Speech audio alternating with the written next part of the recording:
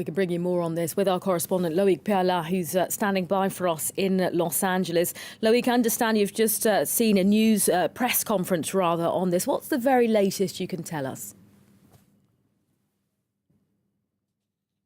Yes, the press conference made several things clear because for a long time the law enforcement were talking about 11 victims and multiple casualties without necessarily mentioning the number of casualties. In that number, you said it is at least 11 people. The law enforcement saw those victims when they came inside this crowded bar, because it was a student night, and there was a lot of people present, probably more than several hundred, according to the authorities. The shooter has been found dead on the scene. It was not clear if he killed himself or if he was killed by someone inside the bar or if he was killed by the law enforcement. But what's clear too is that one member of law enforcement, one officer, has been shot and has been killed during that intervention. That happened within 3 minutes of the first 911 phone calls that happened around 11:20 p.m. here in Los Angeles. So it's a huge crime scene. Obviously, it's also a terrible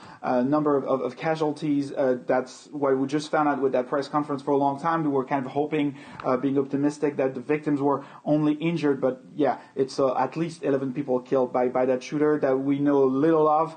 Some witnesses described him as 200 pounds, about 6 feet high. And also dressed in black. He would have used smoke grenades that would have added to the confusions, but during that press conference, the authorities said they didn't find any trace of a smoke grenade.